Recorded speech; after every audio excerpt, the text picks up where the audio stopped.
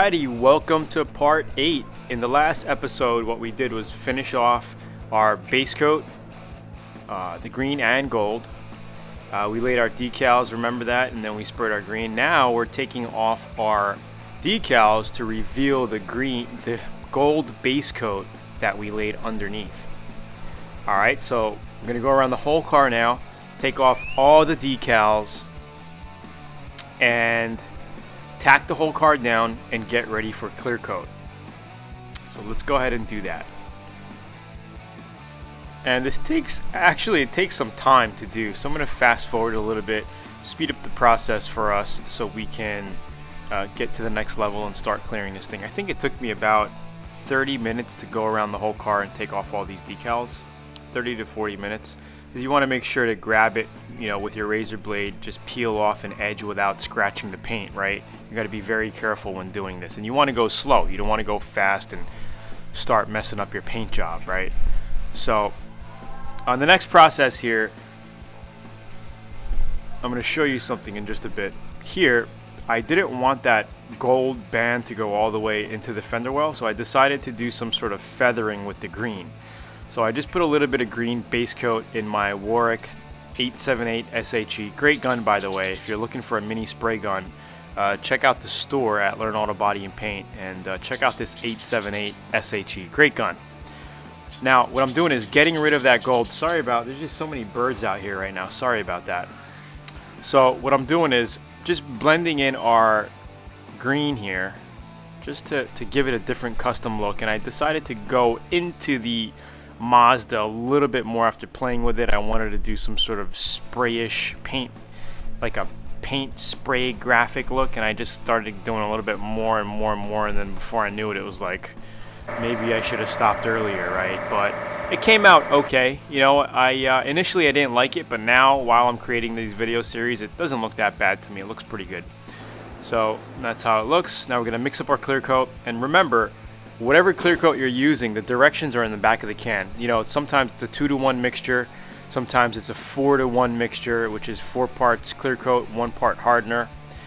Sometimes it's a 4-1-1, so 4 parts clear, 1 part hardener, 1 part reducer. Just whatever brand of clear you're using, just remember, right here we're using the House of Color clear coat system here, and it came out really, really well. So we're going to make sure we want to spray this thing at wide open fan, wide open fluid flow. Okay, that's the gun setting that you want. And we want to spray it 29 to 30 psi. Alright, so I'm backing off the material flow there. I want full material flow. That's what I just did.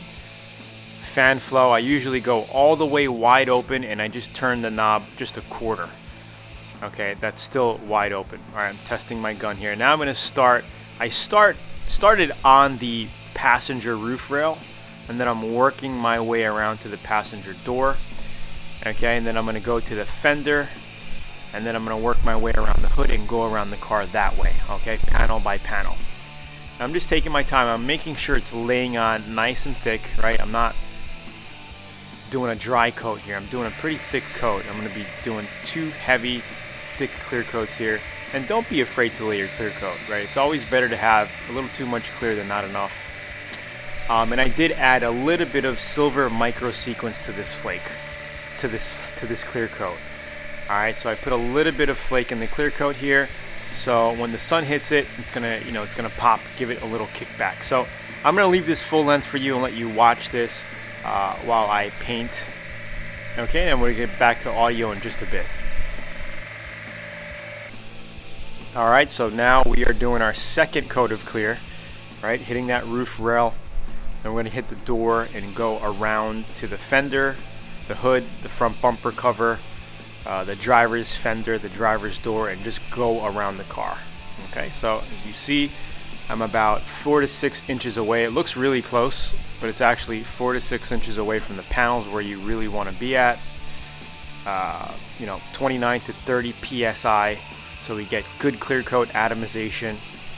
Right, and we're just laying the clear coat on, and make sure, when it's going on, use the light and make sure it's laying on glossy, right? You can see here, the door, it looks very, very glossy, okay? Make sure you get under your rocker panels.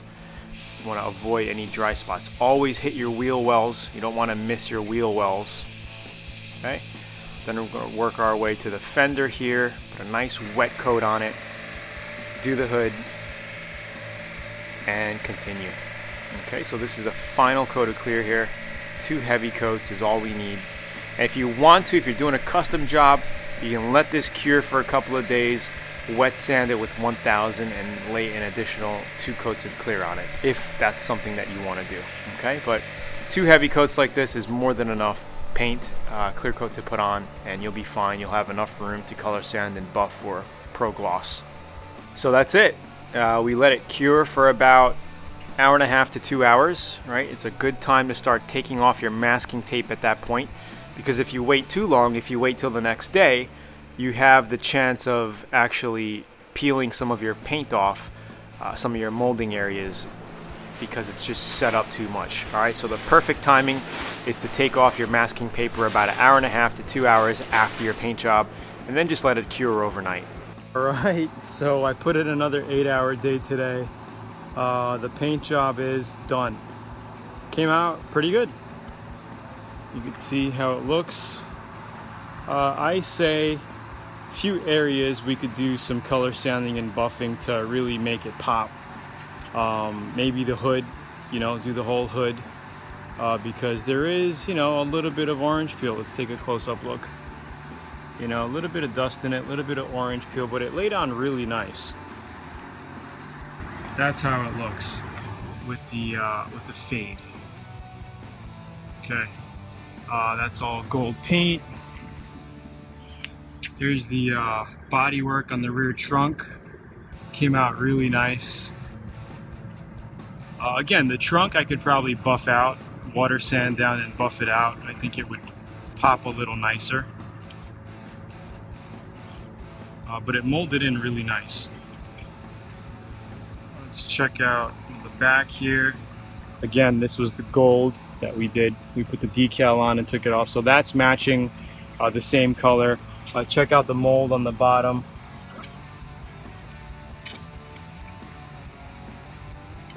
Sometimes it's easier to have everything on one piece. So this is how it looks. It looks pretty good. The mold on the trunk here came out really good.